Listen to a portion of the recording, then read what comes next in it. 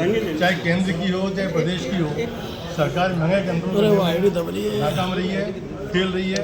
और जिस प्रकार से 11 दिन में डीजल पेट्रोल के भाव 10 रुपये बढ़ गए, इससे लगता है सरकार बहुत नकारा है। जिस समय हमें रशिया वाला सस्ते दाम पे पेट्रोल दे रहा था, डीजल दे रहा था, उसको मोदी जी ने नकार करके और सरेंडर कर दिया अमेरिका के सामने, और आज उसका दंड भुगत रही जनता।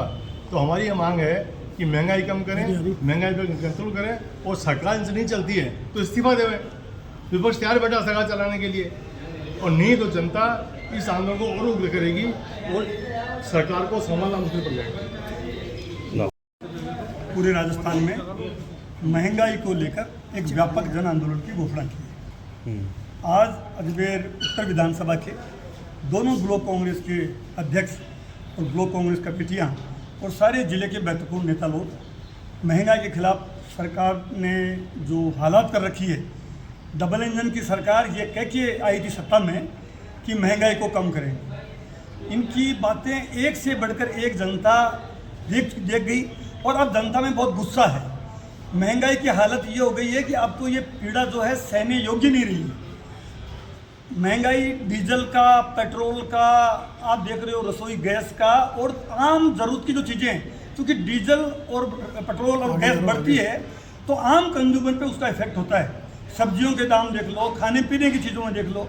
और दूसरे तरफ मोदी जी कह रहे हैं कि आप सोना मत खरीदो, आप ईवी पे चलो। मतलब ऐसी बचकानी बातें करना।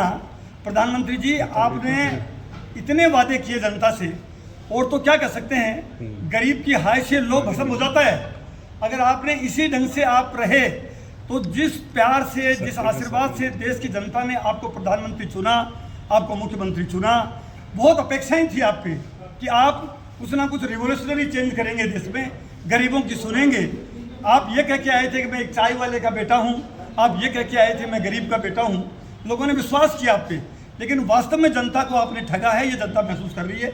वो अच्छे दिन के वादे करके आप सत्ता में आए, हमको तो हमारे पुराने दिन ही लौटा दो, ये जनता कह रही है। तो आपको थोड़ी बहुत भी नैतिकता हो तो तमाम तरह की बातें कि क्यों आपने महंगाई की बात पहले कही, और आज क्या कारण है कि महंगाई कम नहीं हो रही, जनता को बताओ तो सही। आप अभी भी जनता को गुमराह किए जा रहे हो। जब चुनाव आते हैं तो आप कोई रेट नहीं बढ़ाते हो। अभी बंगाल के चुनाव थे, उस वक्त कोई आपने रेट नहीं बढ़ाई। जो ही चुनाव गए और जाते ही आपने महंगाई बढ़ा दी। तो कहने का तात्पर्य है कि अब आप इलेक्शन से भी बाहर आओ। चुनाव जीते जीते कब तक ये ठगी ठोड़ी करते रहोगे, कब तक आपको थोड़ी बहुत भी दया धर्म हो। तो अब तो प्लीज़ कृपया करके, ये देश की जनता आपसे गुहार कर रही है, महंगाई को कम करो। बेरोजगारों की हालत खराब है, देश की विदेश नीति के मामले में तो आपकी जगह हंसाई हो रही है।